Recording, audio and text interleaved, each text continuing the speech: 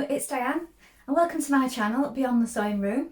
Now, I did say in my last video that I would share my upcoming make for myself that I was going to do outside of work, and that's the Davenport dress because I've made it before in a larger size and I did love it.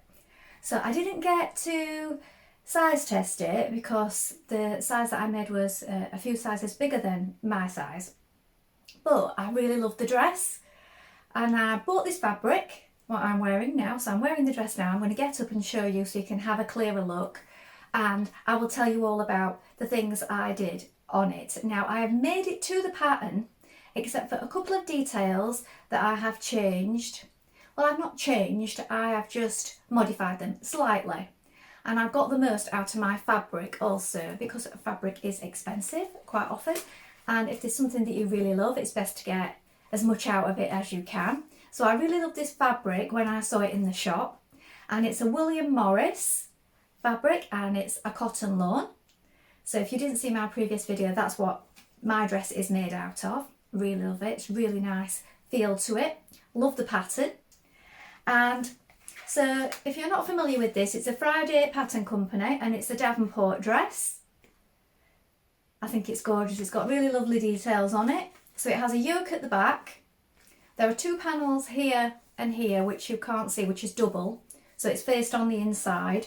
If you made this in a plain fabric, you would be able to see the details more clearly, I'm sure, but I think it looks really nice in a pattern fabric anyway. You've got this frill detail at the top of the shoulder, which you could leave off if that's not your thing, and it's got this lovely detail at the bottom of the cuff where you do a deep hem, and then here you've got the elastic casing. So this sort of frills out beyond it and it all gathers into that elastic casing right there. So I have seen versions of this where people have made it as a short sleeve and that looks really nice. So you could do short sleeve with the frill, or you could just do a short sleeve and leave the frill off if that's what you prefer.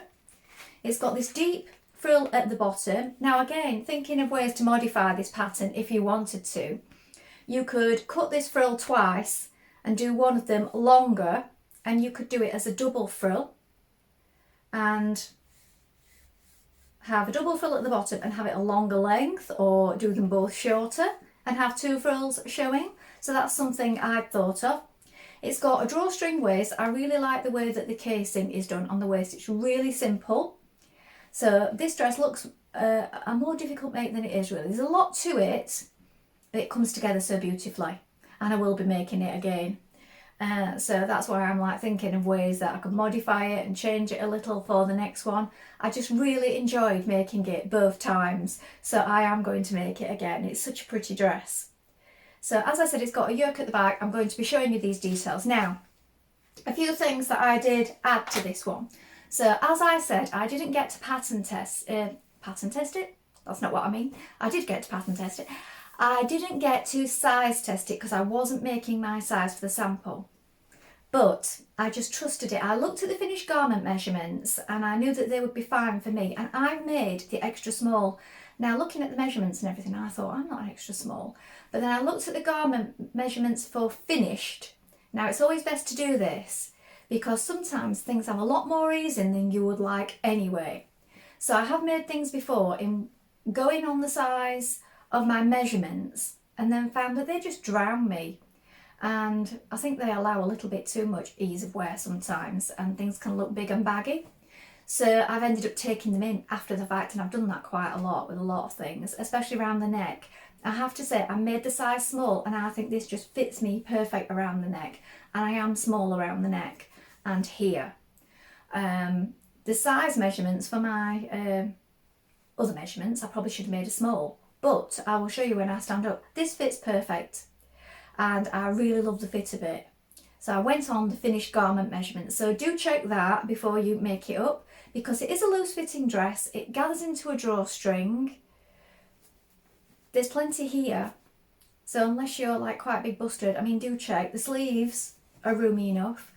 What I did add is I've got long arms. I've got long arms for my size. So although I'm only 5'4", my arms and my legs are long, so for my height.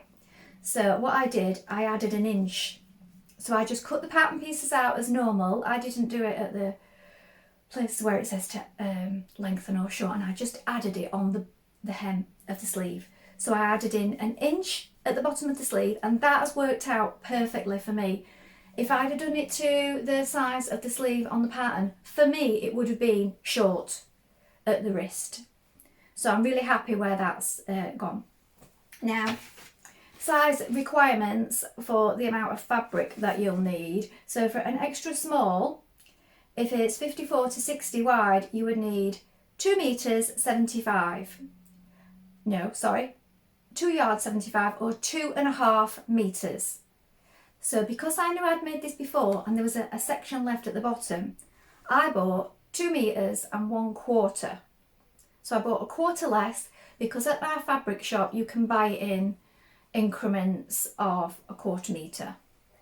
So if your fabric is expensive, that can make a big difference, because if your fabric was, say for example, £20 a metre, this was not, this was 12.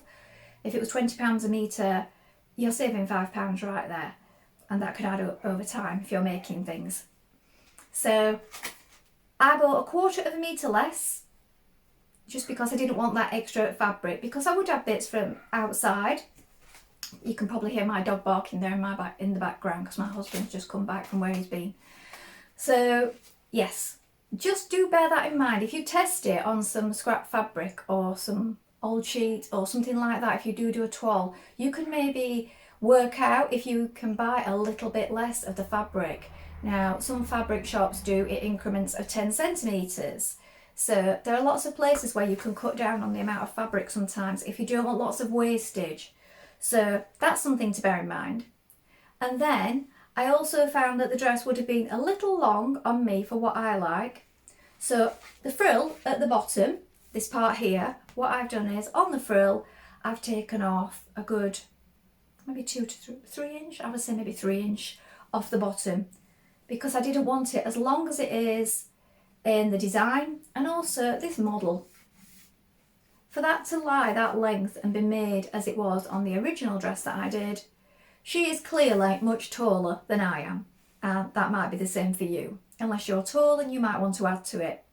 So I've made it shorter, so I've made the frill at the bottom shorter and I've made the sleeves longer.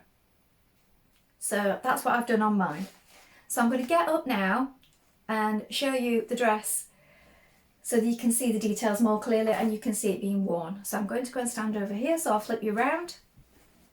So this is the length of the dress on me. So as you can see, it just comes past my knee, so that's just perfect for what I want.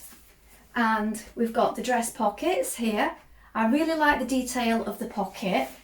It sits really nicely, look. So the pocket is faced there, and then you've got the section here where it goes to the waistband.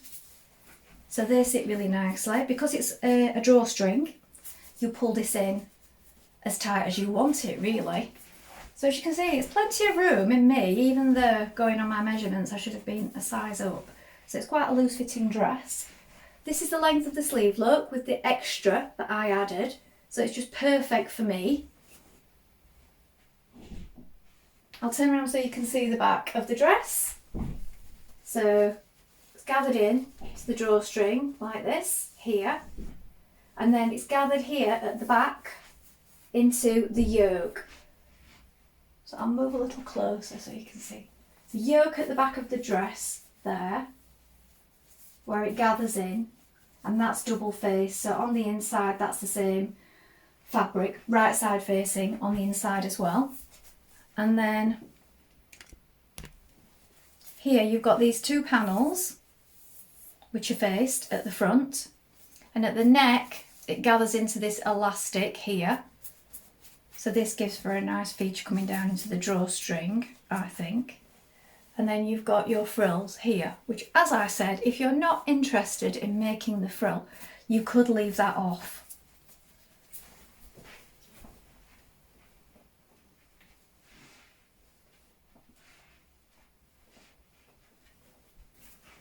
And in this cotton lawn, it's really light and floaty, so I really like that. I'm really happy with it. So that's the Davenport. Please let me know in the comments if you've made this dress. If you made it exactly the same as the one on the cover, or if you modified it at all, please let me know. I'd love to hear about that. And as far as this pattern goes, I mean, I will be researching more Friday Pattern Company patterns, because I think because of the fit and the style and making this, I enjoyed it so much. I think their patterns are something I would like to make again in the future. So I'm going to have a look at their other designs, see what else they've got going on. So let me know what you think. If you've made any other patterns by Friday Pattern Company, and if you've got favourites, can you please let me know in the comments, because I'd love to hear about that, and maybe there's something I might like to try there. So thank you so much for watching today. Next time I'm thinking I'm going to be showing you how to make a storage box, because I've showed in one of my previous videos on my other channel that I've made some storage boxes for my patterns and fabrics, and what I've done is I've used shoe boxes and covered them in fabric and put handles on them and made them really nice. That's a really nice way to store things in your sewing space.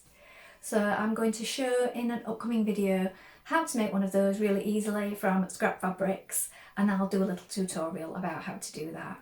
So please check back in again. If you like this, please give this a like and subscribe, leave a comment, and I'll see you again soon. Thank you so much for watching. Bye for now.